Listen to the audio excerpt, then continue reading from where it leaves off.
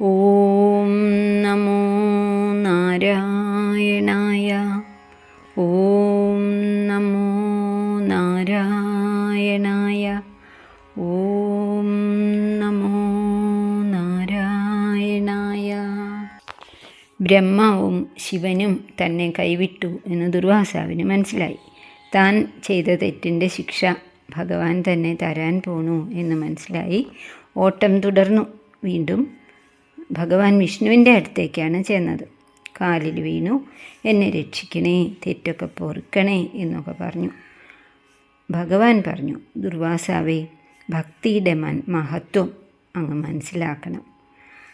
ഭക്തരുടെ ഹൃദയം മുഴുവനും ഭഗവാനാണ് നിറഞ്ഞു നിൽക്കുന്നത്. അവിടെ വേറെ ഒന്നുമില്ല. ഭൗതിക ചിന്തകളോ മറ്റുള്ളവരെ വിഷമിപ്പിക്കണം എന്നുള്ള വിചാരമോ ഒന്നുമില്ല.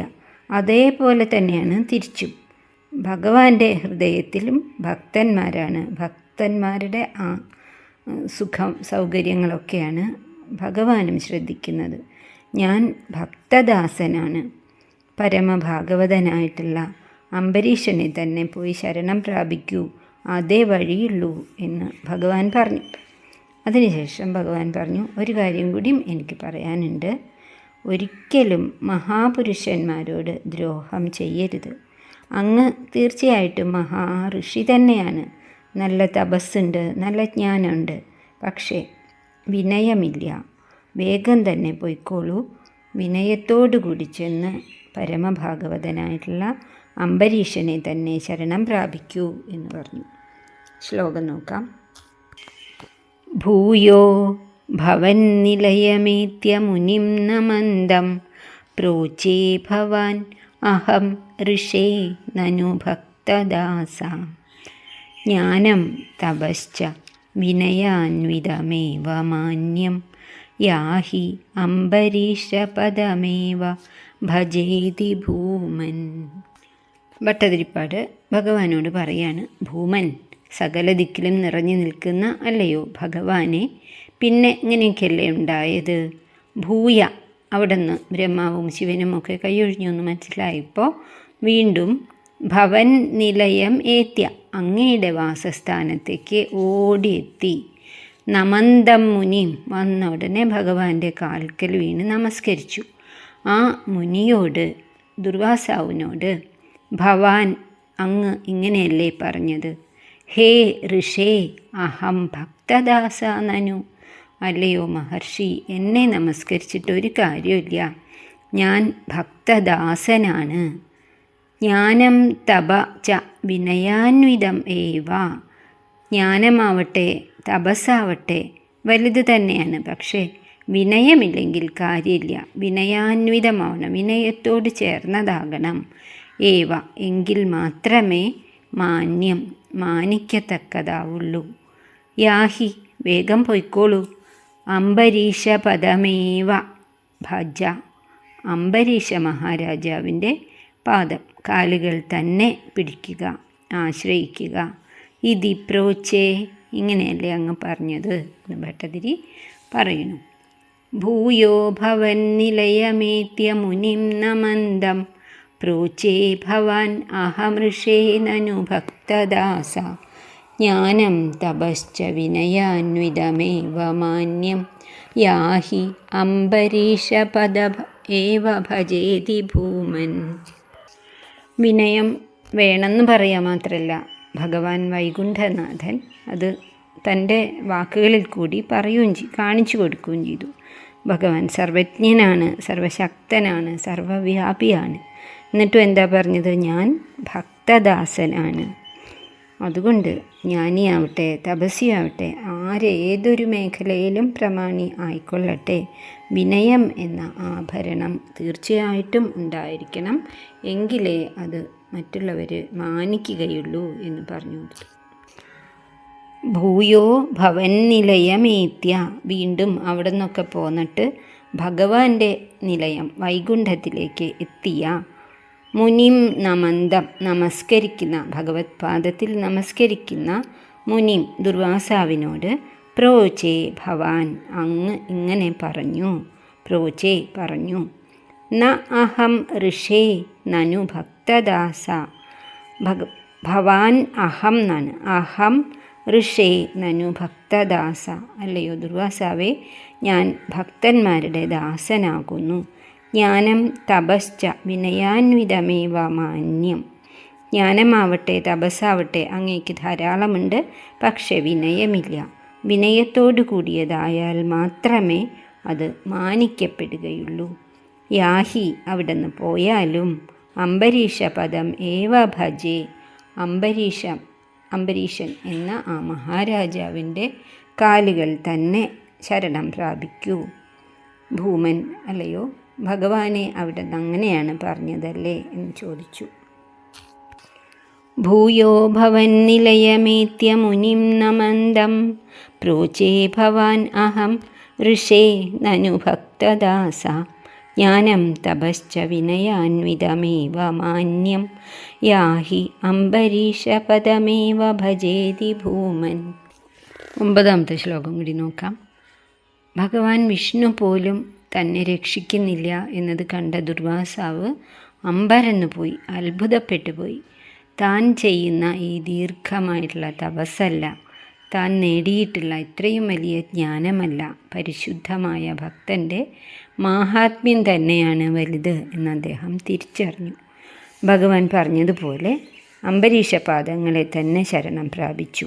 അംബരീഷനോ കൃത്യ മേലാസകലം തീയായിട്ട് നേരിട്ട് വന്നപ്പോൾ കുലുങ്ങിയില്ല. അതേപോലെ സുദർശനത്തിനെ കണ്ടപ്പോഴും ഒന്നും തോന്നിയില്ല. പക്ഷേ ഇവിടെ ആ മഹാഋഷി കാല് പിടിക്കാൻ വന്നപ്പോൾ പിന്നാക്കം നീങ്ങി, അയ്യോ എൻ്റെ കാല് പിടിക്കണ്ട, അങ്ങ് എത്ര വലിയ ആളാണ് എന്ന് പറഞ്ഞു. എന്താ ഒരു മഹത്വം.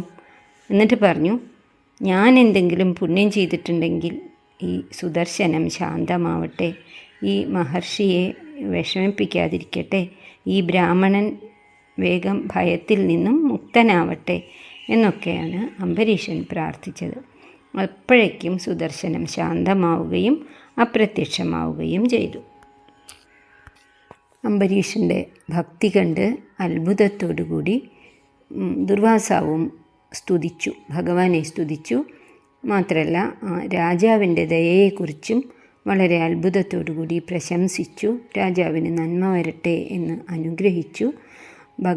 ഭക്തന്മാർക്ക് ഭക്തി കൊണ്ട് ഏതൊരാപത്തും മാറ്റാൻ കഴിയും എന്ന് പറയുകയും ചെയ്തു.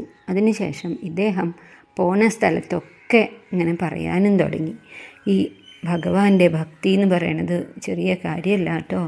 ഞാനിങ്ങനെയൊക്കെ ചെയ്തു, എന്നിട്ടും ആ ഭക്തനായ അംബരീഷൻ്റെ പ്രവൃത്തി കണ്ടില്ലേ, ഞാൻ ഇത്രയൊക്കെ ഓടിയതാണ്, എന്നിട്ടും എനിക്ക് അവസാനം ഒരു ശാന്തി ഉണ്ടായത് ആ അംബരീഷൻ്റെ കയ്യിൽ നിന്നാണ് എന്നുള്ള കാര്യം ദുർവാസാവ് പോണ സദസ്സുകളിലൊക്കെയും ഘോഷിക്കുകയും ചെയ്തു.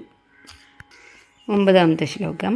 താവത് സമേത്യ മുനിനാ സ ഗൃഹീതപാദോ രാജാ അപസൃത്യ ഭവദസ്ത്രം അസൗ അനൗഷീത് ചക്രേ ഗദേ മുനിരദാത് അഖിലാശിഷോ അസ്മൈ ത്വദ്ഭക്തിം ആഗസി കൃതേ അഭി കൃപാം ച ശംസൻ. താവത്, അപ്പോൾ വിഷ്ണു ഭഗവാൻ ഇങ്ങനെയൊക്കെ പറഞ്ഞത് കേട്ടപ്പോൾ മുനിനാ സമേത്യ, ആ മുനി അംബരീഷൻ്റെ അടുത്തേക്കെത്തി. ഗൃഹീതപാദ, ഭഗവാന്റെ അംബരീഷ രാജാവിൻ്റെ പാദം പിടിച്ചു. സ അസൗ രാജ അപസൃത്യ, ആ രാജാവായ അംബരീഷനാവട്ടെ അപസൃത്യ ഒഴിഞ്ഞുമാറി കാല് വേഗം പിന്നോക്കം വലിച്ചു. ഭവദസ്ത്രം അനൗഷീത്, എന്നിട്ടും സുദർശന ചക്രം അവിടെ തന്നെ നിൽക്കുകയാണ്. അപ്പോൾ അതിനെ ശാന്തമാക്കാൻ വേണ്ടിയിട്ട് അനൗഷീത്, രാജാവ് സുദർശന ചക്രത്തിനെ സ്തുതിച്ചു. ചക്രേ ഗതേ, ആ നിമിഷം ചക്രം മറഞ്ഞു. മുനി ത്വദ്ഭക്തിം ആഗസി കൃതേ അഭി, മഹർഷി എന്ത് ചെയ്തു, അങ്ങയുടെ ഭക്തി, അങ്ങയോടുള്ള രാജാവിൻ്റെ ഭക്തിയെയും അതുപോലെ തന്നെ രാജാവിനോട് താൻ ഇത്രയും ദ്രോഹങ്ങൾ ചെയ്തിട്ടും, ആഗസി എന്ന് പറഞ്ഞാൽ തെറ്റ്, പാപം, ദ്രോഹം ഒക്കെ ചെയ്തതാണ്. കൃതേ അഭി, എന്നിട്ടും കൃപാം ച ശംസൻ, തന്നോടുള്ള ഒരു ദയവ്, കൃപ കണ്ടിട്ട് അത്ഭുതപ്പെട്ടു.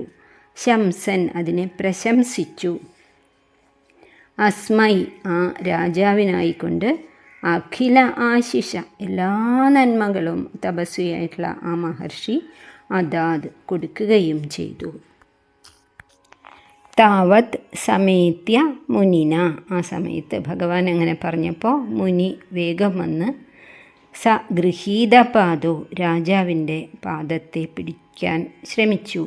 രാജ അപസൃത്യ ഉടനെ രാജാവ് വളരെ വിനയപൂർവ്വം തന്നെ വേണ്ട വേണ്ട, അവിടുന്ന് മഹാഋഷിയാണ്, ഞാനൊരു സാധാരണ രാജാവ് മാത്രം എന്ന് പറഞ്ഞ് പിൻവാങ്ങി.